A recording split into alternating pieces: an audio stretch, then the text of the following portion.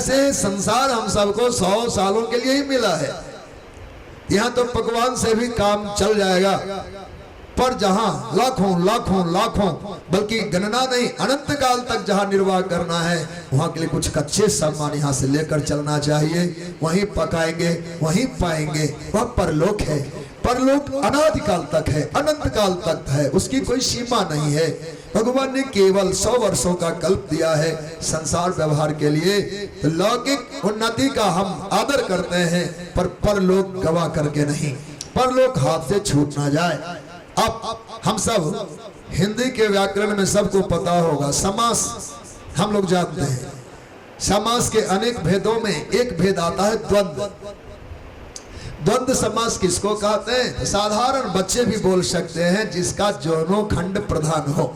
समास का द्वंद्व समास कहते हैं द्वंद्व में दोनों खंड प्रधान होते हैं, कोई गौण नहीं, कोई विशेष नहीं। जैसे उदाहरण क्या है? लोटा डोरी, दाल भात, दिन रात, गरीब अमीर, सुख दुख, ये उसके उदाहरण है। अब बताओ, सुख दुख में कोई न्यून नहीं है, सुख भी बराबर का है, दुख भी बराबर का है। दिन और रात में ना कोई कम है ना कोई ज्यादा है, अमीर गरीब में ना कोई कम है ना कोई ज्यादा है, दाल भात में ना दाल कमजोर है ना भात कमजोर है, दोनों बराबर। ये द्वंद्व समास कहलाते। ठीक ऐसे ही लोक परलोक जो शब्द है, यह भी द्वंद्व समास का ही उदाहरण है। वहां से हमें इशारा मिला, जब द्वंद्व का उदाहरण लोक परलोक हो सकता है तो कोई भी खंड गौण नहीं है, दोनों ही प्रधान है। लोक भी प्रधान और परलोक भी प्रधान। जिसके दोनों खंड प्रधान होंगे तो अब हमको उसका निर्वाह कैसे करना होगा? ईमानदारी से जितना हमने लोक उन्नति के लिए प्रयास किया, क्या हमने परलोक के लिए उतना ही मेहनत किया है क्या? ये प्रश्न हमसे कोई ना पूछे, हम अपने आप से पूछें। हम लौकिक उन्नति के लिए जो दिन रात एक किया है, क्या परलोक पाने के लिए इतना ही मेहनत हमने किया? अगर किया तो संतुष्ट हो जाना चाहिए, अगर नहीं किया तो फिर जी भर के उसमें हम लोगों को मेहनत करना चाहिए, ताकि परलोक भी गौण नहीं, वह बराबर का ही है। लोक सुख जितना महत्व रखता है, बल्कि परलोक को ज्यादा कहे तो अच्छा, पर यहाँ द्वंद्व में लाया गया तो समान ही मानो। जितने इस उन्नति का हम लोग अपने मन में संकल्प रखते हैं, ऐसे ही परलोक की चिंता भी हमें होनी चाहिए। परलोक हमारा हाथ से छूट न जाए। कई बार भूल रह जाती है मानव की, आज कल करते करते जीवन के अंतिम ठहराव पड़ाव पर हम पहुंच जाते, जहां अकर्मण्यता जगर लेती है, करने की योग्यता और क्षमता हमारी समाप्त हो जाती है। पर कोरे मंसूबे और केवल संकल्प ही शेष रह जाता है, जिसको हम पुनः कार्यान्वित करने की योग्यता नहीं रखते। आखिर होता क्या है? लोग पश्चाताप का एक पूंजी लेकर ऊपर जाते हैं और वहां सिवाय रोने के कुछ हाथ नहीं लगता। कर्मवाद का सिद्धांत तो बड़ा कठिन है, उसमें तो बहुत सारे दुख बताए गए, पर उपासकों के जीवन में पतन नहीं होता है। ये भगवान की कृपा है। यदि उपासक अपनी उपासना को शिथिल गति से ले लिया है तो भी पतन तो नहीं होगा, पर परलोक की परम सिद्धि भी नहीं होगी। पुनर्जन्म होगा और फिर से प्रयास करना होगा। सूझबूझ रही और हमने चेतनता से अपनी सूझबूझ से पुनः मानव जीवन को प्राप्त करके परलोक के लिए प्रयास कर लिया, तब तो जानो सिद्धि मिल गई। कदाचित वहां फिर से भूल हो गई, फिर पतन नहीं होगा, क्योंकि हम दृढ़ संकल्प तो है कि भगवान मिले, पर भगवान के पाने के लिए उत्कट प्रयास नहीं है, उत्कट प्रयास नहीं करते हैं। उत्कट प्रयास का शास्त्रों में बड़ी महिमा है। आप चाहो तो कल नहीं, आज कल परसों, परसों राम जी को खड़े कर सकते हो। हमारे शास्त्रों का एक मंत्र आया है, उसका परिणाम 3 दिवस में घटित हो जाता है, और यह शास्त्र के मंत्र है, इसलिए सत्य ही है। हाँ, करने वाला कितना उत्कट वेग से किसी पुण्य अथवा पाप के कार्य को कर रहा है। एक मंत्र आया है, अति उत्कट ही पुण्य पापई ही फलमश्नुते त्रिभिर्वर्षहि त्रिभिर्मासहि त्रिभिर्पक्षहि त्रिभिर्दिनहि। हे हरिभक्तों, उत्कट माने होता है अत्यंत कठिन, उसके बाद कोई सीमा नहीं रही। इतना इतना इतना गति की पराकाष्ठा है, प्रयास की पराकाष्ठा है। उस स्तर तक कोई प्रयास करे, दोनों तरफ। अगर पाप में प्रवृत्ति हो गई तो भी, अगर पुण्य में प्रवृत्ति हो गई तो भी, दो तरफा। उत्कट पुण्य पाप कोई कर ले तो उसका परिणाम 3 वर्ष में उसको मिलता है। उत्कट पाप है तो 3 वर्ष में घटना के रूप में घटित होगा, उत्कट पुण्य है तो 3 वर्षों में उसका परिणाम पुण्य के फल के रूप में प्राप्त होगा। फिर कहा और भी उत्कट कर लिया तो उसके भी परिणाम आएंगे। फिर कहा कब आएगा? कहा त्रिविर्मास ही, केवल 90 दिन में परिणाम आ जाएगा। अजी उत्कट पुण्य हमने कर लिया तो परिणाम परोक्ष में नहीं, मरने के बाद परलोक में नहीं, स्वर्ग में नहीं, यहाँ मिलेगा। 90 दिन वाला 90वां दिन जो होगा उस दिन हमारा परिणाम हमारे सामने होगा। अत उत्कट ही पुण्य पाप ही वा, धरती पर ही फलमश्नुते, लोग फल खा लेते हैं 90 दिन में। कहा कोई और उत्कट पुण्य पाप करे तो, अति उत्कट और कर ले तो कहा उसका परिणाम तीसरे दिन मिल जाता है। आज कर दिया, घोर तप में लग गया, इसका परिणाम केवल तीसरे दिन मिलने वाला है। इसमें युग कभी बाधक नहीं होगा। हम कहें कि सतयुग में होता होगा, त्रेता में होता होगा, द्वापर में होते होंगे, कलयुग में ये सब बात सफल नहीं है, ऐसा हम नहीं मानते। शास्त्रों का विज्ञान है, पदार्थ की जो गुणवत्ता है किसी काल में उसमें परिवर्तन नहीं होता है। आज जिसको आपने पत्थर कहा है, वो पत्थर सतयुग में कभी कोमल और पोला नहीं था, द्वापर में उसमें पोलापन नहीं था, वह कभी कभी कोमल नहीं था, द्वापर में भी उसमें कोई किसी प्रकार से लचीलापन नहीं था। कलयुग है इसलिए पत्थर कठोर है, ऐसा हम नहीं कह सकते। पदार्थ की जो शाश्वत गुणवत्ता है चारों युगों में समान है। अग्नि की दाहकता वो चारों युगों में समान, जो अग्नि आज दाहकता परिपूर्ण है, जलाने का काम करता है, वह अग्नि द्वापर में भी जलाने का ही काम किया करता था, त्रेता में भी जलाने का ही काम करता था, और सतयुग में भी अग्नि का धर्म वही था जो आज कलयुग में है। इसलिए पदार्थ अपने गुण को नहीं छोड़ते, उनका संस्कार शाश्वत है। तो अग्नि जैसे दाहकत्व गुण संपन्न है, चारों युगों में समान है। पत्थर कठोर है तो चारों युगों में कठोर है, पानी शीतल है तो चारों युगों में शीतल है। वैसे पुण्य पापों का परिणाम सतयुग द्वापर त्रेता कली के आधार पर कम ज्यादा नहीं होता। आप घोर तप करेंगे तो परिणाम मुट्ठी में तीसरे दिन आ जाएगा। बोलो भक्तवत्सल भगवान की। मानव जीवन मिला है, मनुष्य तु देहोयम न भोगाय जायते, यही कृच्छ्राय तप से प्रत्यतु अनुपम सुखम। भोगने के लिए तो हमारे सामने के अनेकों जीव जंतु अभी सड़कों पर घूमते दिखेंगे, बाग में खड़े वृक्षों के रूप में दिखेंगे, खेत के रूप में फसलों के रूप में दिखेंगे, मेरे रास्ते में घास पात के रूप में दिखेंगे। ये भोग जोनियां हैं। वह जीव तो अपने कर्मों को भोग रहा है, पर मानव केवल भोगने नहीं आया। इसके दो समान धर्म है, पुरुषार्थ और प्रारब्ध का समन्वय करके जीव चले। प्रारब्ध में जो कुछ लिखा है मानते हैं अच्छा भी होगा, कुछ बुरे भी होंगे, पर उसमें किसी प्रकार का पश्चाताप चिंता न करते हुए सहजता से भोग लिया जाए। और पुरुषार्थ को हम कभी ना गवा दें। पुरुषार्थ वर्तमान है, आज का दिन ही सब कुछ है। आज के दिन को हमने सोच में गवाया तो ही खो दिया, शोक में गवाया तो भी खो दिया, रो के गवाया तो भी खो दिया।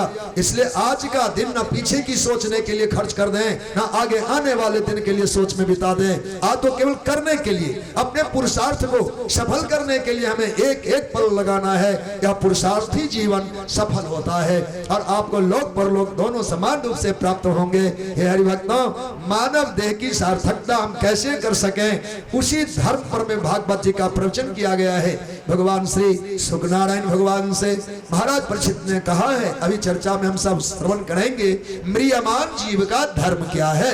जो जीव मरण धर्मा है, वैसे तो आमतौर पर सभी जीव मरण धर्मा, पर राजा को 7 दिन का साथ लगा हुआ है। इसलिए अल्पकाल में कल्याण जीव कैसे कर सकता है, हमें इस पर अपनी कृपा करुणा की वाणी से हमें ओतप्रोत करें, हमारा जीवन सफल हो, हमारी मृत्यु संभल जाए। इसके लिए हे भगवान हमारे प्रश्नों का उत्तर दें, अथवा हमारे पूछने की कोई त्रुटि रही हो, पूछने वाला कई बार समुचित प्रश्न नहीं पूछ पाते, कहना नहीं आता, तो बड़ी चातुरी से महाराज परीक्षित ने कहा, गुरुदेव हमारे पूछने की कमी रह सकती है, मैं अपने कल्याण की बात पूछने में शायद चूक गया हूं, तो आप अपनी ओर से मेरी कल्याण की बात बता देना, क्योंकि प्रश्न की गलती से हम कहीं वंचित न रह जाएं, मेरे पूछने की कमी के कारण हम इस तत्व से अपरिचित न रह जाएं। इसलिए आप हमें आत्मबोध कराएं कि हमारा कल्याण कैसे होगा। आइए इन्हीं पक्ष का चिंतन भागवत जी के व्यास से हम सब करेंगे। भक्तवत्सल भगवान की श्री राधे गोविंद भज मन श्री राधे श्री श्री राधे गोविंद भज मन श्री राधे श्री राधे गोविंद भज मन श्री राधे श्री राधे गोविंद भज मन श्री राधे श्री राधे गोविंद भज मन श्री राधे श्री राधे गोविंद भज मन श्री राधे श्री राधे श्याम राधे श्री राधे श्याम राधे श्री राधे श्याम राधे श्री राधे श्याम राधे श्री राधे गोविंद भज मन श्री राधे श्री राधे गोविंद भज मन श्री राधे श्री राधे गोविंद भज मन श्री राधे श्री राधे गोविंद भज मन श्री राधे हे श्री राधे श्याम राधे श्री राधे श्याम राधे श्री राधे श्याम राधे श्री राधे श्याम राधे श्री राधे गोविंद भज मन श्री राधे श्री राधे गोविंद भज मन श्री राधे श्री राधे गोविंद भज मन श्री राधे श्री राधे गोविंद भज मन श्री राधे श्री राधे गोविंद भज मन श्री राधे श्री राधे गोविंद भज मन श्री राधे श्री राधा गोविंद भगवान की जय भक्तवत्सल भगवान की जय पुण्य सलीला गोमती गंगा जी के तट पर परम भागवत सूत जी महाराज भागवती चरित्र का गान करते हैं। शौनक आदि 88,000 ऋषि मुनियों के बीच मधुमय मंगलमय भागवती चरित्र आसूत जी प्रसाद स्वरूप संतों को पान कराते हैं। भागवत जी के मंगलाचरण पर हम सब कल वाणी को विराम दिए थे, वहीं से आरंभ करते हैं। जन्मादस्य यतुन्नयादि तरतस चार्थेष्वभिज्ञस्वराट तेने ब्रह्म हृदय आदि कवये मुह्यन्ति जतसूरयः तेजो वारि मृदाम जथा विनिमयो यत्र त्रिसर्गो मृषा धाम्ना स्वेन सदा निरस्तकुहकं सत्यम परम धीमहि। यह जो भगवान व्यास जी की वाणी में मंगलाचरण के मंत्र हैं, संपूर्ण भागवत का सार सर्वस्व इसमें छिपाया हुआ है। व्यास जी ने जब भागवत जी की रचना की तो रचना के क्रम में एक विचार मन में आया, हमारी उपासना के जो इष्ट देव हैं उनके आराधना के जो हम इस प्रेम प्रसाद का संचय संगठन या सृजन करते हैं, इनमें अपने ठाकुर जी का नाम क्या रखें। भगवान का नाम इन भागवत जी में क्या निरूपण किया जाए। मंगलाचरण में विचार में पड़ गए। व्यास जी जानते हैं, उन्होंने कली के मानव के बुद्धि मेधा की क्षीणता का विचार करते हुए ही वेदों को भागों में शाखाओं में बांटा था, इसलिए उनका नाम व्यास हो गया। तो भागवत में भी विचार रहा, भागवत जी में भगवान के किन नाम का हम मंगलाचरण में स्मरण करें। कदाचित श्री राम नाम का चिंतन कर लेते हैं, निश्चित कली परायण जीव कुछ हिस्सों में बट जाएंगे और केवल श्री राम जी के उपासक लोग ही भागवत का आदर कर पाएंगे, बाकी लोगों के द्वारा इनकी अपेक्षा नहीं रह जाएगी। कदाचित कृष्ण नाम से इनको हम मंगलाचरण में संबोधन व चिंतन करें, निश्चित है उनका भी कोई एक परिवेश होगा। वो कृष्ण उपासक भक्तों की एक श्रेणी, एक उनका समूह होगा, उतने ही लोगों के द्वारा भागवत जी का आदर होगा। संप्रदायों में बटे हुए भारतीय संस्कृति पर उनका गहन और पैनी चिंतन रहा। व्यास जी ने सोचा किन्हीं एक देव का नाम लिखने से लगता है पक्षपाती विषय हो जाएगा, कुछ के द्वारा आदर और कुछ के द्वारा उपेक्षा का। हमारा शास्त्र, हमारा यह भागवत तत्व पत्र न बन जाए तो हम क्या करें। उन्होंने निश्चय करके कहा क्यों नहीं मैं उन परमात्मा के परम सत्य जो सत्य स्वरूप ब्रह्म है, सत्य ही नाम रख लूं। तो उन्होंने कहा सत्यम परम धीमहि, सत्यम परम धीमहि, सत्यम परम धीमहि। मैं परम सत्य का ध्यान करता हूं। निश्चित बात है कोई भी धर्म परायण मानव, भक्त, साधक, उपासक सत्य से परहेज नहीं कर सकते। उनके भगवान नाम से चाहे कुछ भी हो, पर होंगे परम सत्य।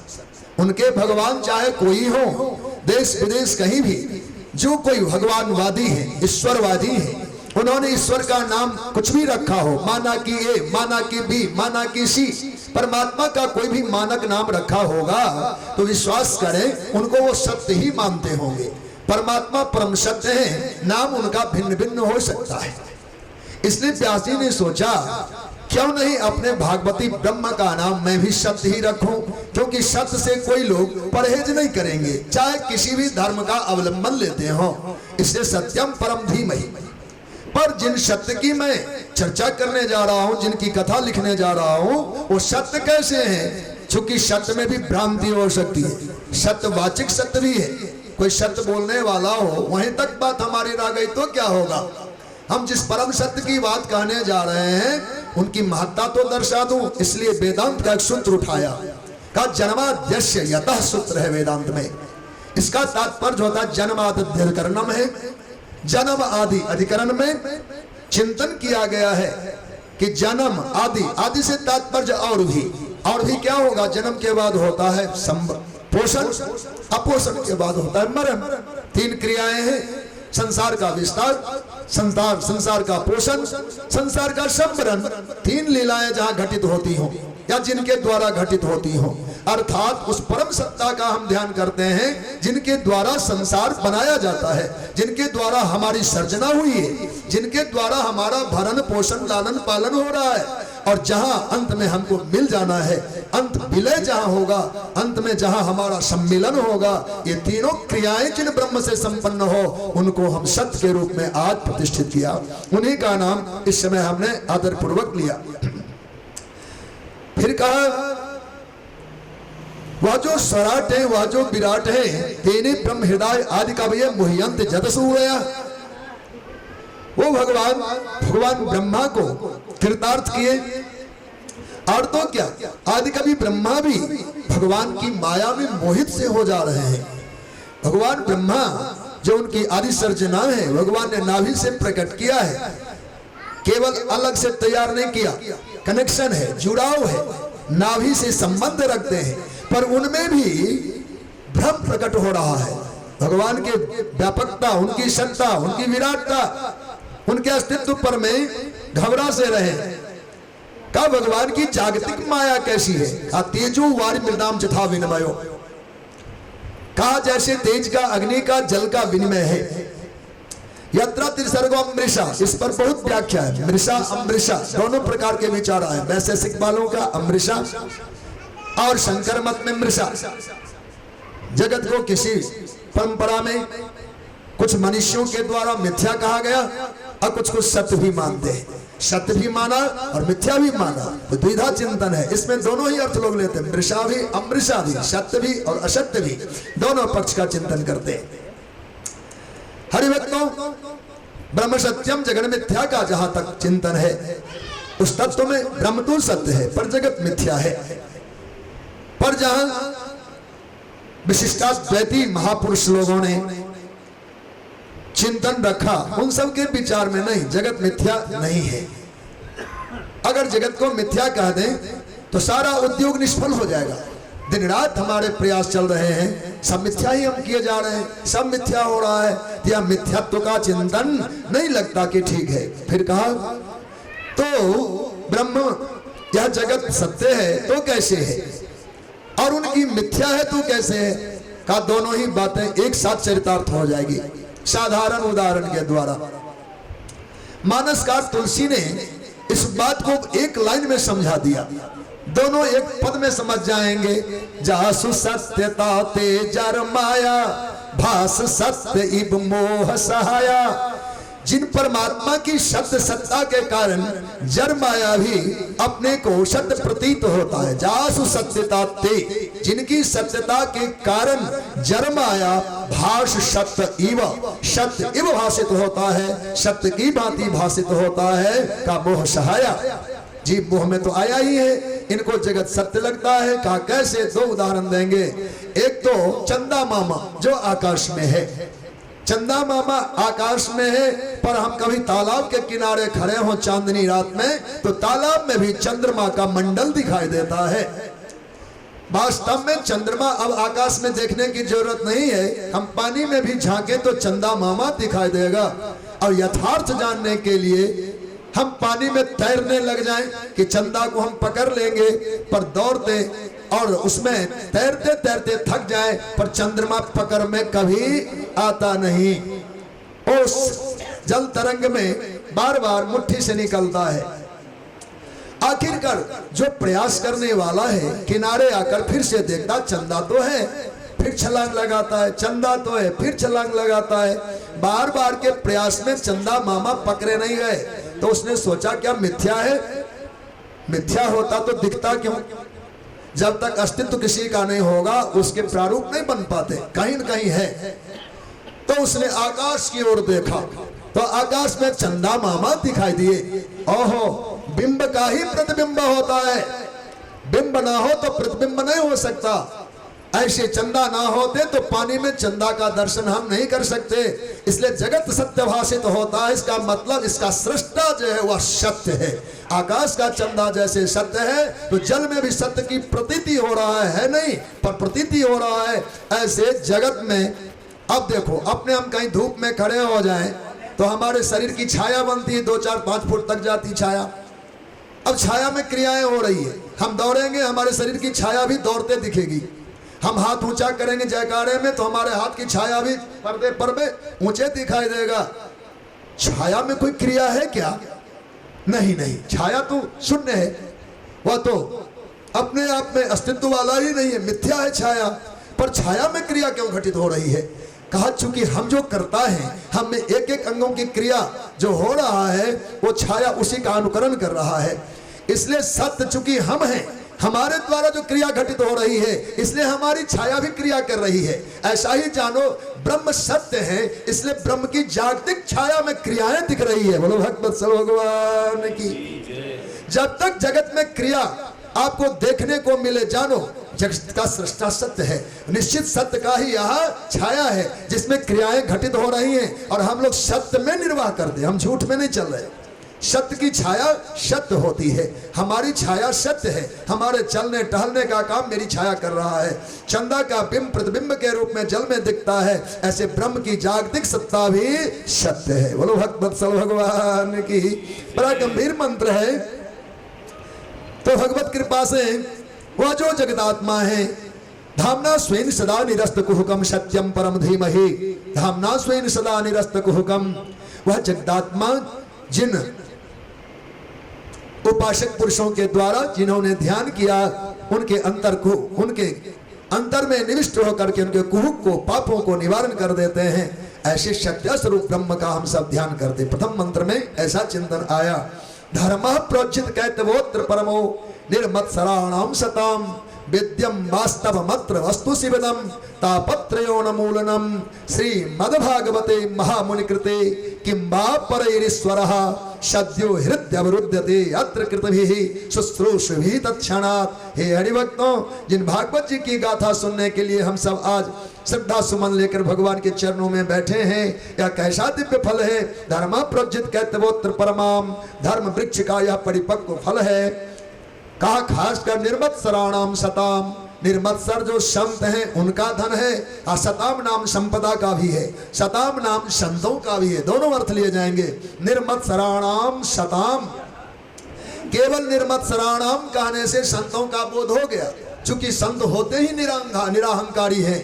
वो निश्चित रूप से शून्य अहंकार वाले होते, सरल होते हैं, झुके और विनम्र होते हैं। ऐसे जो सत्पुरुष हैं उनकी आप भागवती संपदा है, उनकी थाती है, उनका यह धन है।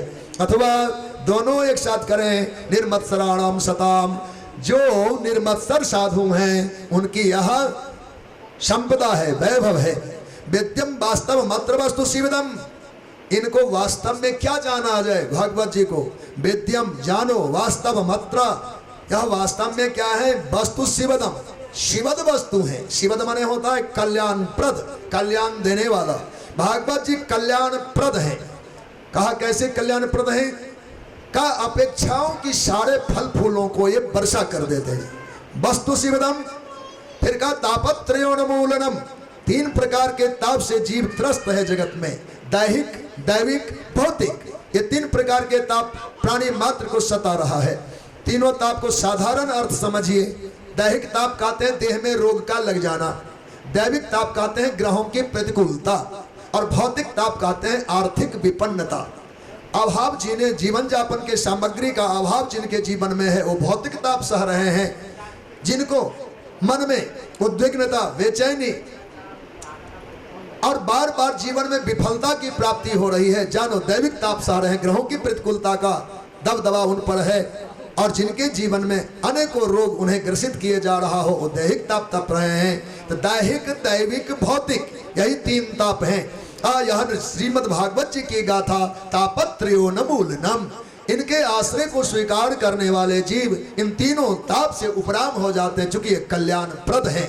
जब कल्याण बांटेंगे तो ताप कहाँ ठहरेगा, इसलिए तीनों तापों से उन्मुक्त हो जाता है, छूट जाता है वह जीव जो भागवत जी की शरण को स्वीकार करता है। व्यास जी को कहना पड़ा, श्रीमद् भागवते महामुनि कृते किंबा परैरीश्वरः, या श्रीमद् भागवत जी की गाथा महामुनि व्यास कृत जो यह रचना, मैं क्या कहूँ, वास्तव में ईश्वर ही है। इसलिए वांग्मय विग्रह भगवान का कहा जाता है। किंबा परैरीश्वरः, साक्षात भगवान गोविंद ही या अक्षरावतार, शब्दावतार, मंत्रावतार, खासकर भागवतावतार के रूप में प्रकट हैं। अक्षर अक्षर भागवत जी का ब्रह्म का स्वरूप है। भगवान के सर्वांग विग्रह इसमें वांग्मय विग्रह के रूप में प्रकट है। अब आइए भागवत जी की सबसे बड़ी विशेषता क्या है। कहा सत्यो हृदय विरुद्धते अत्र कृतभिः शुश्रूषुभिः तत्क्षणात्। जिस समय श्रोता शुश्रू होकर सोने की अभिलाषा, सुनने की अभिलाषा लेकर के भगवान की कथा के परिवेश में, परिषद में, मंडप में, मंडल में बैठ जाते हैं, तो उस समय भगवान एक अद्भुत लीला करते हैं। वह लीला क्या है, सत्यो हृदय विरुद्धते। सत्यो, जहां कोई श्रोता पंडाल में आकर बैठा तो भगवान फट उसकी छाती पर जाकर बैठ जाते। बोलो भक्तवत्सल भगवान।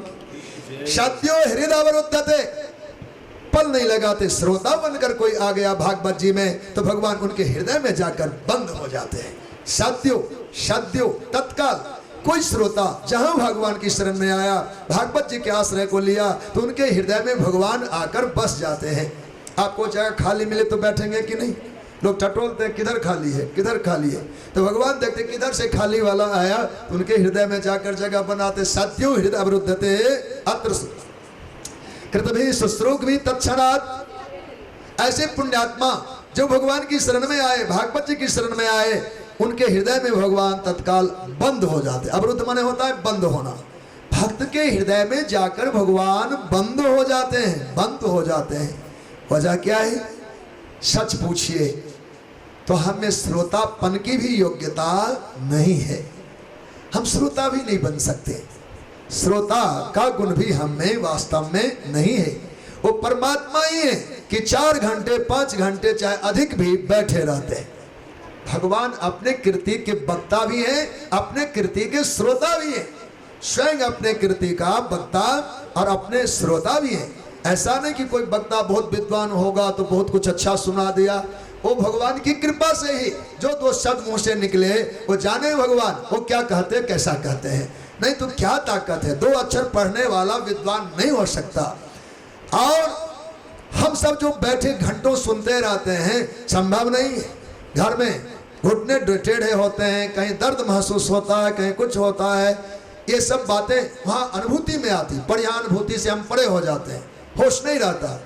बाद में लगता क्या हुआ कैसा हुआ, पर उस समय होश नहीं होता। वजह क्या है? छाती पर आकर बैठे हैं भगवान का, सुनने दे मुझे, तू बैठे रह। हमारा आसन दरी है, पर भगवान के आसन हम बन जाते हैं। हृदय में बैठे बैठे परमात्मा अपने ही चरित्र को सुनते रहते हैं। भगवान को अपना चरित्र बहुत प्रिय है, स्वयं श्रोता बनते। समय के संकोच में बहुत विस्तार की कथा नहीं सुनाऊंगा, लेकिन एक इशारा कर दूं। गर्ग संहिता में एक चरित्र आया है। गर्ग संहिता जी में एक चरित्र है। नारद बाबा ने कभी बिना वादन और गायन सीखा, तो गायन सीखा तो गायन तो प्राय लोग करते ही हैं, पर उनकी पद्धतियां हैं। इस पद्धति से रागों के साधने के तरीके हैं, जिनको आता होगा। तो नारद जी अपना गुनगुनाते गाते हुए जा रहे थे। रास्ते में तो देखा एक नदी बह रही है और जिसमें बहुत से देवता हैं। देवता देवांगना, दोनों ही देव और देवांगना, पर उनके हाथ कटे हैं, किसी के पैर कटे हैं। कहा इतना सुंदर देव, पर इनके पैर क्यों कटे हैं, इनके हाथ क्यों कटे हैं? तो जिज्ञासा हो गई बाबा नारद को। वो तो बड़े जिज्ञासु हैं, बिना प्रश्न के रुक नहीं सकते। तत्काल पूछा, महात्मन आप सब देवता हैं, आप सब देवी हैं, पर आपका अंगभंग क्यों है? उन्होंने कहा क्या बताएं, एक नारद नाम का महात्मा है, बेसुरा गान करते, उनके बेसुरे गान के कारण मेरा अंग अंग कट गया। आप सब कौन? कहा हम राग और रागनी हैं, हम राग और रागिनी हैं। बेसुरा गान के कारण मेरा अंग छेदन हो गया। अरे नारद और बेसुरा गान? कहा महाराज नारद तो मैं हूं। कहा महाराज यदि आप ही नारद हैं तो कभी गुरु से सीख लेते, गुरु से सीखते, गायन ही सीखा तो। अब नारद जी बड़े चिंता में पड़ गए, हम गाते हैं सो बेसुरा गान करते हैं। तो उन्होंने जा करके भगवती शारदा को बनाया, माँ तू हमको अपने ढंग से सिखा। अब तक जो सीखा है मेरा काम का नहीं हुआ, चूंकि राग रागनियों के अंग छेदन हो गए। तो माँ शारदा ने बीना वादन और गायन की कला, वाणी की देवी है, नारद जी को सिखा दिया। और सीख जाने के बाद में आत्मविश्वास नहीं होता कि मैं सीख गया हूं, चूंकि एक बार झटका लग चुका है। इसलिए सोचा कोई अच्छे प्रौढ़ व्यक्ति जो राग के सिद्ध हो वो समझ लें, सुन लें, तो विश्वास देंगे कि हाँ तू पास है, तो विश्वास करूंगा। प्रमाण पत्र के लिए अब किसको कहें, कौन सुने? उन्होंने पिता ब्रह्मा जिसका ब्रह्मा जी, बाबा आप सुन लो मेरी, जो मैं इन्हें सीखा है। का अवकाश कहाँ है, वो समय निकाल नहीं पाऊंगा। अब कहाँ जाएं, कोई स्थान नहीं मिला। आखिरकार चले वहां भगवान बैकुंठनाथ के शरण में। इस ब्रह्मांड को पार कर गए हो, इस ब्रह्मांड को पार कर गए। आपको पता ही होगा, रोम रोम प्रतिलागे कोटि कोटि ब्रह्मांड, अनंत अनंत ब्रह्मांड भगवान के रोम में फलते फलते हैं। इसलिए दूसरे ब्रह्मांड में जब वहां आए तो एक घटना, वहां एक नदी बह रही है और उसमें बच्चे जैसे गेंद खेलते हैं, ऐसे बहुत सारे ब्रह्मांड बह रहे थे। ब्रह्मांड गेंद की तरह उस जल प्रवाह में बह रहा था। तो नारद जी को बड़ा विचित्र लगा, क्या कौतुक है, क्या हम देख रहे हैं। लगा हमको भगवान कहाँ मिलेंगे, कैसे मिलेंगे। तो नदी के दूसरे किनारे एक देवी दिव्य वरांगना बैठी थी। यहां से प्रार्थना के, मैया हम भगवान नारायण के दर्शन की अपेक्षा रखते हैं, पर हमें नहीं पता, हम यहां तक तो आ गए, कैसे आए वो भी ज्ञान नहीं है, हमें भगवान का दर्शन कैसे होगा। तो मैया पूछती कौन हो तुम? कौन हो? हमारा तो बाना देख के लोग फोटो में देख के कहते नारद बाबा, पर बीना और बाना दोनों हमारे हैं संत के, पर नहीं जाना। क्या मैं नारद हूं? क्या कौन से ब्रह्मांड के नारद? और चकचका गए, ब्रह्मांड भी कोई दूसरा है क्या? और नारद भी कोई दूसरे हैं? ये कौन से ब्रह्मांड के नारद हमसे पूछती है? तो उनको कहना पड़ा, पक्का ट्रेस देना पड़ा, हाँ अमुक ब्रह्मांड से मैं आया। अच्छा ठीक है, देखो तुमको मैं इस जल प्रवाह से इस पार तो ले आऊंगी, पर भगवान से मिलने के लिए देरी लगेगी। हम पूछते हैं भगवान से। जाके सच्चंद्राना देवी ने नारद जी को दूसरे किनारे पहुंचाया और स्वयं चली गई। भगवान गोविंद से कहा, भगवान एक नारद नाम का कोई आपका भक्त आया है आपके दर्शन के लिए। भगवान ने कहा, अच्छा तो उन्हें ले आओ। सच्चंद्राना देवी ने नारद जी को वहां पधराया जहां भगवान नारायण विराजमान थे। भगवान नारायण ने देखा नारद जी आए, आदर किया, बैठ जब गए, कहा आओ महात्मन, कैसे पधारना हुआ? कहा भगवान मैं सबसे पहले तो धोखा में रहा कि मैं किस ब्रह्मांड से आया हूं, और उस देवी ने कहा कि आप ब्रह्मांड का नाम नहीं बताओगे तो मैं ठीक से परिचय नहीं दे पाऊंगी, क्योंकि ये जितने नदी में तैर रहे हैं सब ब्रह्मांड ही तैर रहे हैं, इन सब में ब्रह्मा भी होंगे, सृष्टि भी होगी, तो इसलिए बताना पड़ेगा आपको। ये विचित्र घटना। अच्छा तो आना किस उद्देश्य से हुआ? कहा भगवान हमने गाना सीखा है, गायन कला सीखी, और मुझे आज तक कोई श्रोता नहीं मिला जो मैं उन्हें सुना सकूं और वो कहें कि हम ठीक गाते हैं अथवा नहीं ठीक गाते हैं। तो भगवान ने कहा ठीक है तो मैं सुनूंगा, और भगवान आसन लेकर बैठ गए और नारद जी सुनाना आरंभ किए। जब सुनाना आरंभ करते हैं भगवान, तो हुआ क्या, नारद जी राग में डूब गए, प्रेम में डूब गए, भक्ति रस से ओत-प्रोत होकर गाने लगे। ध्यान दीजिए, जब भगवान श्री नारद जी अपने प्रेम में सुमधुर गान में विधिवत गायन आरंभ किया, तो जो श्रोता भगवान गोविंद थे वो गलना शुरू हो गया, और श्रोता जो भगवान नारायण थे वो गलने लगे, गलते गलते गलते गलते सामने वाला आसन खाली हो गया, और नारद जी गाते रहे।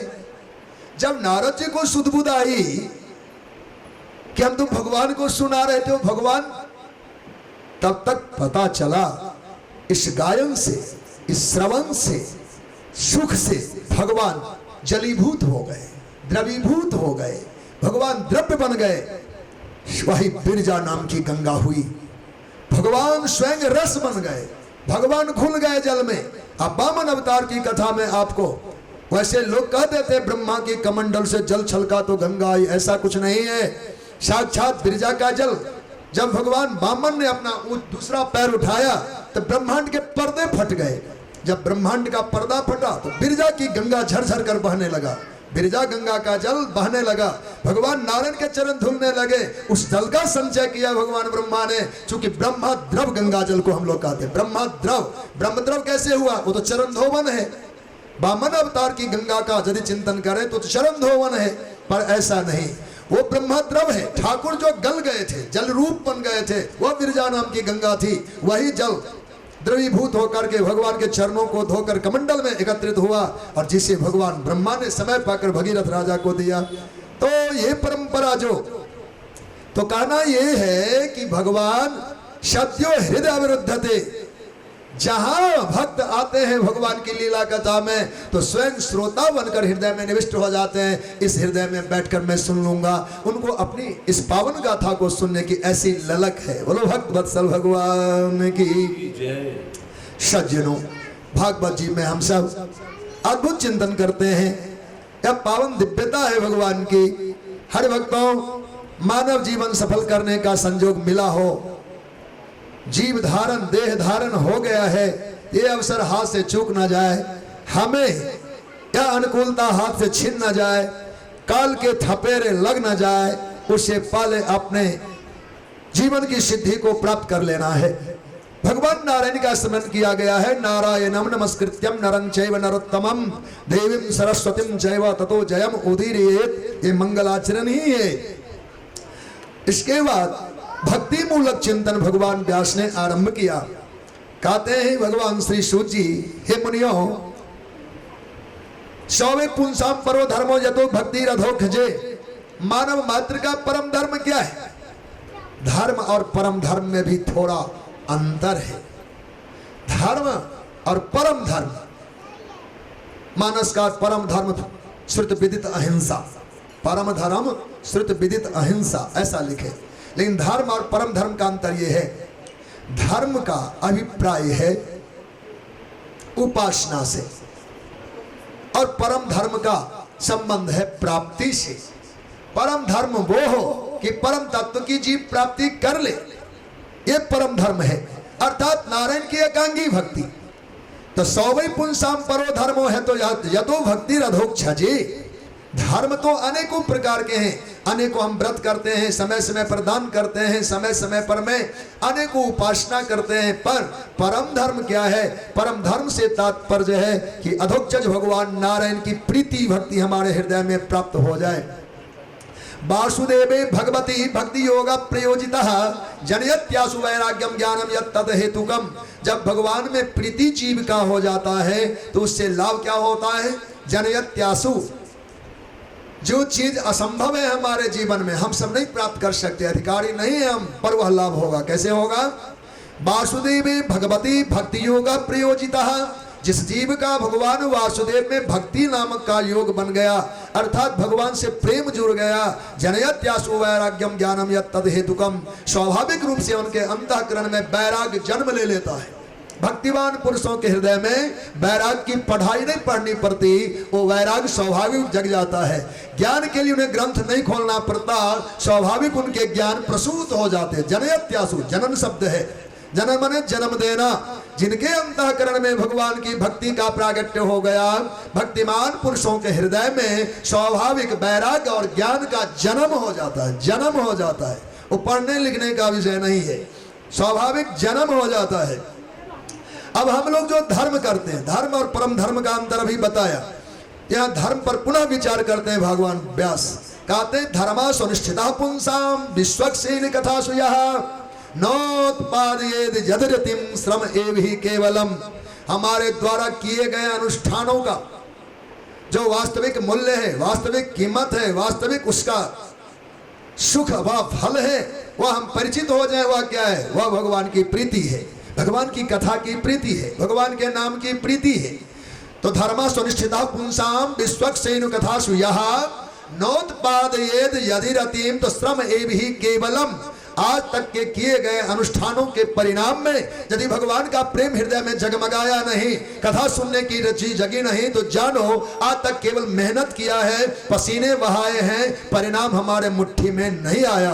संपूर्ण उपासना का परिणाम है भगवत प्रीति और भागवती प्रीति। यदि भगवान की कथा सुनने की लालसा उमरने लग जाए, जानो मेरा सारा किया हुआ आज फल गया है, अन्यथा वह केवल श्रम मात्र है। एवं प्रकार से भगवान व्यास जी ने भक्ति की महिमा का निरूपण किया। ये कथा कितनी दिव्य है भगवान की। शृण्वताम स्वकथाम कृष्णः पुण्यश्रवण कीर्तनः हृदयन्तस्थो भद्राणि विधिनोति सुहृत्सताम। जहां भगवान की कथा को सुनने के लिए हम सब कहीं आसन ग्रहण करते हैं, तो भगवान स्वयं हृदयन्तस्थो भद्राणि विधिनोति सुहृत्सताम, भगवान भक्तों के हृदय में निवेश करके, प्रवेश करके, उनके अंतःकरण के जो दोष हैं, अभद्र हैं, उनका विधुनन करते हैं। इसी बात को द्वादश स्कंद में व्यास जी ने लिखा है, जो संकीर्तमाणो भगवान अनंत श्रुतानुभावो व्यसनम हि पुंसाम प्रवेश्य चित्तम विधनोत्यशेषम यथा तमोर्को भ्रमवाति वातः। हे हरिभक्तों, संकीर्तमाणो भगवान अनंत, वह जगदाधार सर्वेश्वर प्रभु जब कीर्तमान होते हैं, कीर्तिमान होते हैं, उन गाए जाते हैं। श्रुतानुभावो विष्णु हि पुंसाम, श्रोताओं के द्वारा जब सुने जाते हैं तो भगवान प्रवेश्य चित्तम, सुनते ही अंतःकरण में घुलकर, कथा रस में भगवान घुले हुए हैं। भगवान कोई ठोस पदार्थ नहीं, द्रवीभूत पदार्थ है, कथा में ही घुल चुके हैं। जो जहां सुन रहा है वो वहां तक भगवान का प्रवेश हो रहा है। तो प्रवेश चित्तम श्रुतानुभावो वैष्णव ही पुंसाम, सुनने वाले सत्पुरुषों के हृदय में भगवान कथा मार्ग से प्रवेश करते हैं। लेकिन अद्भुत बात है, प्रवेश चित्तम विधनोत्यशेषम, विधनोत्यशेषम अशेषम विधनोति। किसको? कहा अंतःकरण में जो हमारे विकार हैं, काम क्रोध लोभ मोह मात्सर्य ईर्ष्या द्वेष द्वंद्व आदि अनेकों नाम वाले विकार जो हमारे परलोक के वादक हैं, भक्ति के वादक हैं, परमात्मा के प्राप्ति के अवरोधक हैं, उन विरोधी पदार्थों को भगवान विधुनन करते हैं। विधुनन कहते हैं मर्दन को। विधिनोत अशेषम, भगवान जब अंतःकरण में कथा सुनते सुनते प्रवेश कर जाएंगे तो भूल जाओ कि कोई विकार रह जाए। भगवान जिस मैदान में खड़े होते हैं शत्रु का एक तिनका नहीं बचता, बाल नहीं बचते, शत्रु तो बचे ही क्यों। तो भगवान जब अंतःकरण में आए तो क्या विकारी और विरोधी पदार्थ अंतःकरण में रह जाएगा? नहीं नहीं, विधिनोत अशेषम, भगवान एक एक का विधुनन करते हैं। अशेषम विधनोति, कोई शेष ना बच जाए।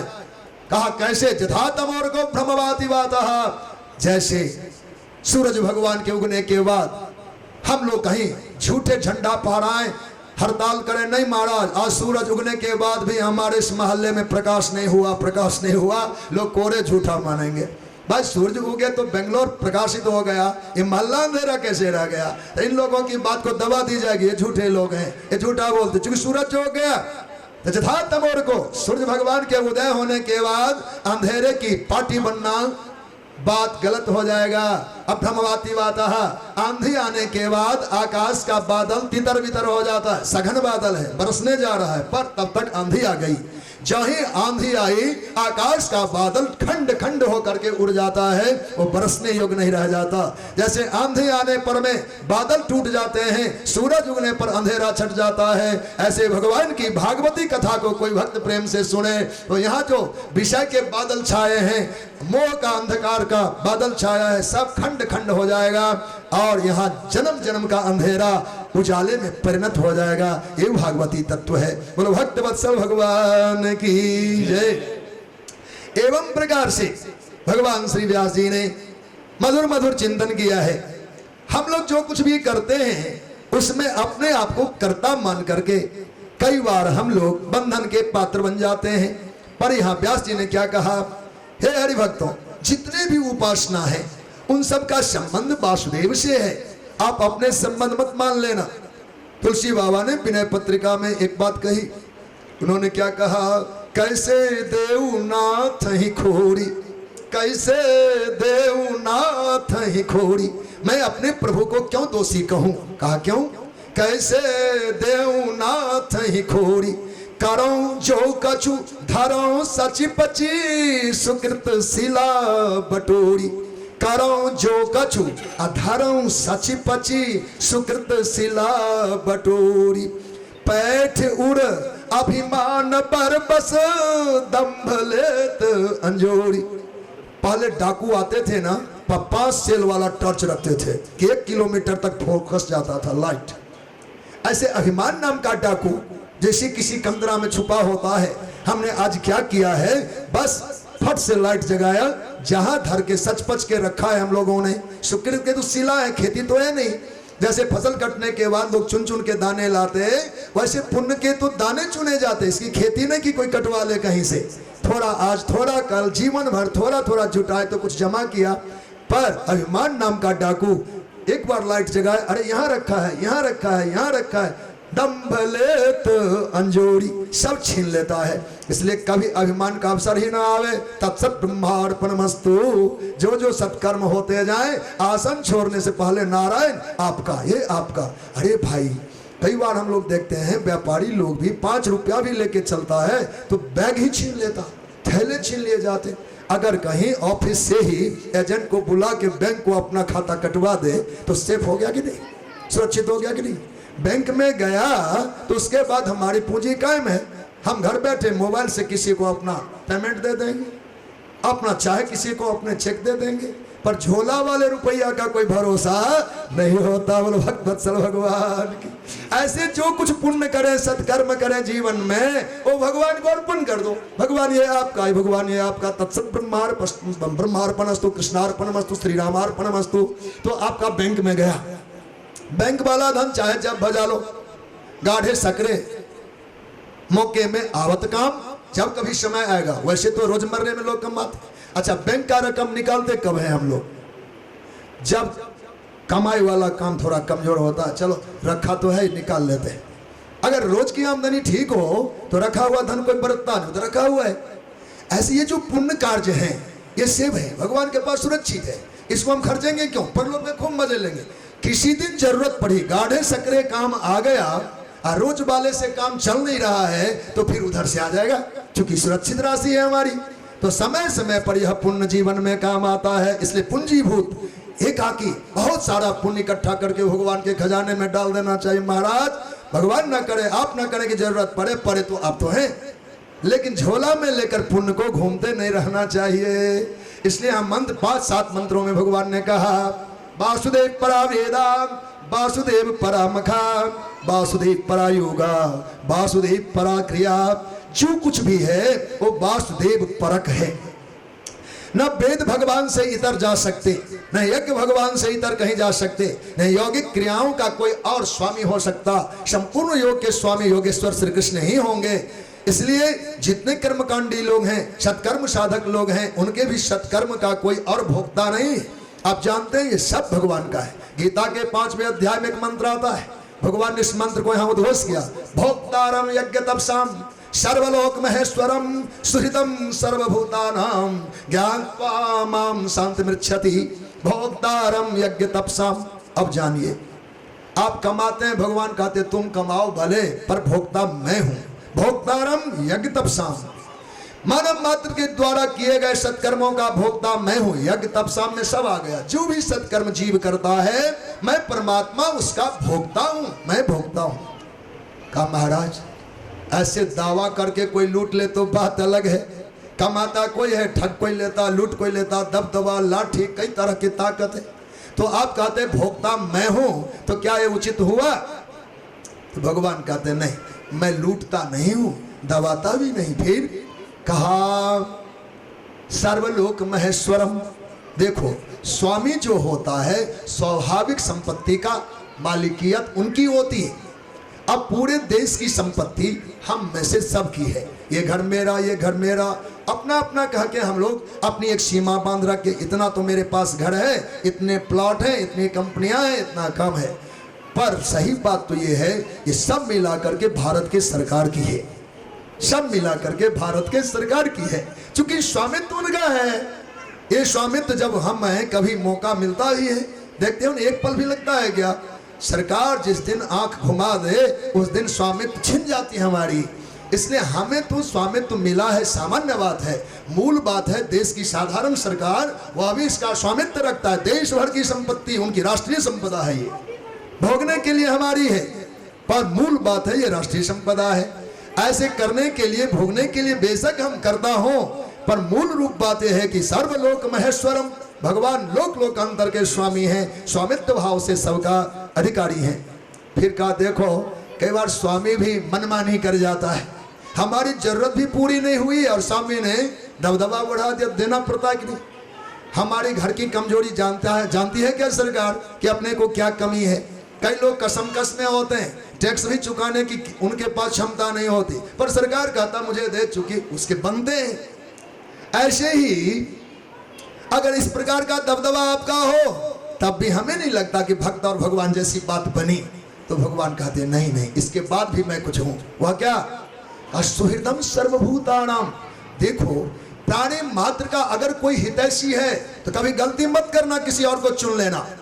अगर मित्र चुनना हो तो मैं परमात्मा ही तुम्हारा मित्र हूं, सिवाय दूसरा तुम्हारा कोई मित्र नहीं होगा। सुहृदम सर्वभूतानाम, अनु अनु के जीव, जहां जीव जगत है, जावत जो जीव जगत है उसका एक कोई मित्र होगा, वो मैं परमात्मा ही मित्र हूं। उनके दुख सुख को समझने सुनने वाला मैं ही हूं। तुम्हारी भ्रांति होगी कहीं और मन जाए, इसलिए सुहृदम सर्वभूतानाम ज्ञात्वा माम शांतिमृच्छति। जिसने मुझे अपना माना उसने सब कुछ पा लिया। बोलो भगवत्सल भगवान की। अपने को देते हुए कभी किसी को दुख होता है क्या? कहते हैं मित्रता बड़ा अनमोल रतन।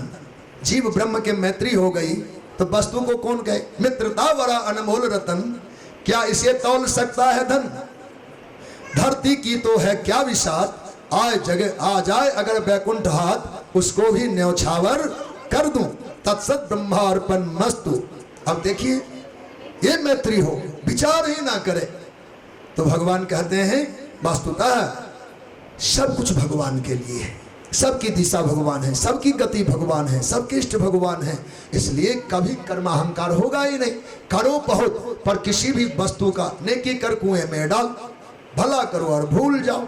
भला करके लोग याद रखे कि मैंने इतना भला किया, ऐसा किया, वैसा किया, तो फिर बात जमने लायक नहीं है। हाँ, जीवन में कोई गलती हो जाए, एक डायरी हम सबको रखना चाहिए। मानसिक तौर पर स्मरण रखना नहीं हो पाता, पर हमारी गलतियों की एक डायरी जरूर हो कि आज के पूरे दिन रात में हमसे क्या भूल बन गई है, किसके प्रति दुर्भावना मन में आई, किसके लिए मैंने बुरा सोचा, किसके लिए हमारे मन में किसी भी प्रकार के कुविचार आए, किसी के द्वारा वाचिक मानसिक तौर पर भी किसी प्रकार से दुख दिया, ये गिनने की बात है। किसका ले लिया, किसको दिया मत लिखो, किसका ले लिया है इसको याद रखो। तो अपनी बुराइयों की डायरी तो जरूर रखे। हमने कभी किसी का भला किया, उसको गिन के क्या रखना है, वो अनगिनत में रहने दो। अबूझ दोष को बूझ में रखे, गुण को अबूझ में रखे। अबूझ माने अपने यहाँ अनपूछ कहते हैं ना, अनपूछ माने जिसको पूछा ना जाए, अबूझ माने जिसको पूछा ना जाए। पुण्य को अबूझ में डाल दो, पता नहीं कब गए थे, ध्यान नहीं आता, गए तो थे, पता नहीं कब गए, कितने दिन लगा है। हम तो यहाँ से ट्रांसपोर्ट की बात बताएंगे। टेम्पू से गए तो वहाँ मोटर मिल गया, मोटर से मिला तो फ्लाइट चढ़ गए, फ्लाइट से उतरे तो अमुक कार मिला, फिर तो पहुंचे हरिद्वार, फिर हरिद्वार से 30 किलोमीटर नीलकंठ है, तो वहां से हम लोग 2 किलोमीटर पैदल चढ़े, स्वर्ग आश्रम से फिर अमुक मोटर लिए। हम क्रमशः वर्णन करते हैं पुण्य का, कहा नहीं नहीं उसको अबूझ कर दो, पता नहीं गए तो ध्यान नहीं आता, ध्यान नहीं आता, कोई पाप ध्यान नहीं है, कीर्ति गान नहीं होती। आइए अब कथा का विस्तार हो, हम लोग 7 दिन तक भागवत जी के पावन चरित्र को सुन सकें, इसके लिए भगवान व्यास जी ने कथा को बढ़ाया। तो भगवान के अवतारों का निरूपण आया है। कहा भगवान के अवतार क्या हैं? कहा सहस्त्र भगवान नारायण के अवतारों में का गिनती तो संभव नहीं है। जैसे हिमालय के स्रोत से नदियां फूटती है, कोई गिन सकता है कितनी फूटी, कितने बही, किधर गई, कोई नहीं जान सकता। वो तो जल स्रोत है, अथाह जल है, और वहीं से सभी जल के धाराएं झरना और सरिता के रूप में फूटे हैं। तो नहीं बता सकते कितनी संख्या में वहां की नदियां हैं, पर ऐसे ही भगवान जहां हैं, भगवान के कितने अवतार जगत में हुए, यह सब कोई गिनती में लाना कठिन होगा। पर कुछ अवतारों का नाम ले लेते हैं जिससे कथा में हम लोगों को सहजता मिलेगी, इन्हीं से चरित्र का विस्तार होगा, तो 7 दिन की खुराक बन जाएगी। तो कुछ नाम गिनाते हैं। स एव प्रथमो देवः कौरम सर्गम स्थितः चचार दुश्चरम ब्रह्मा ब्रह्मचर्यमखंडितम हरभक्तों। 24 अवतारों का नाम हम सब ने कई बार सुना होगा। उन्हीं में प्रथम अवतार भगवान का जो है या कौमार सर्ग में सनक सनंदन सनातन सनत कुमार के रूप में हुआ, ये भगवत रूपी हैं, भगवान के ही अंशों के अवतार हैं। इन्होंने दुश्चर तप किया, अखंड ब्रह्मचर्य का पालन किया। द्वितीयं तु भवायास्यो रसातल गतम महिम उदृशून्य पादत्तो यज्ञेशः शौकरम बपुः। दूसरा अवतार भगवान का शूकर अवतार, जिनको हम सब 12 अवतार कहते हैं। ये भगवान 12 रूप में प्रकट हुए। अद्भुत बात है 12 भगवान का प्रागट्य होना धरती के उद्धार के लिए। 12 माने होता है शूकर, शूकर से परिचित है। यह जीव कैसा है, यह शरीर कैसा, मलभोजी है। शूकर बड़ा निंदित पशुओं में से आता है, वह मलभोजी जीव है। और भगवान आपके अवतार लेते हैं तो शूकर बनते हैं। कभी विचार किया? जयकारे तो जरूर लगाए। अभी उनके शूकर भगवान की तो हम सब कहेंगे जय, जहां नाम लिया तो जयकारे हो जाएंगे।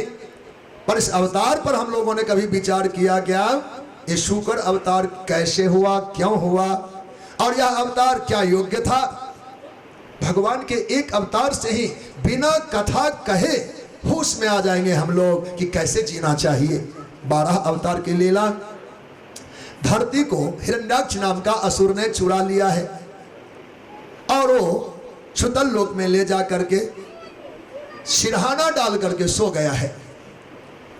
धरती पर में किसी का अटैक ना हो, कोई आकर के छीना झपटी ना करे, तो मलमूत्रों का मोटा दीवार पहाड़ लगा दिया है।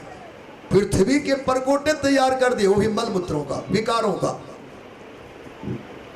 भगवान देखते हैं, ब्रह्मा जी ने स्मरण किया है तो जाना है, पर धरती का उद्धार करने के लिए चतुर्भुज नारायण के रूप में काम होने वाला नहीं है। द्विभुज विष्णु नारायण श्री राम जी के रूप में भी काम पूर्ण होने वाला नहीं है। इसमें मुरली बजा के भी हम हिरण्याक्ष से धरती को छुड़ा नहीं सकते। दुष्ट ने तो ईंटे पत्थर की दीवार नहीं बनाया, मैले कुचैले का मलमूत्रों का दीवार खड़ा कर दिया है। भगवान सोचते चलो भक्तों का कार्य साधना है तो अपने कौन से मान घट रहा है, हम सूकर बन जाते हैं। महाराज पेंट उतार के लुंगी बांधना पड़ जाए, थोड़ा झाड़ू लगाना सत्संग है तो सोच विचार होगा। 20-30 लोग बैठे हैं, अब क्या करें कैसे करें, हम लोग विचार में पड़ जाएं। भले हम भगत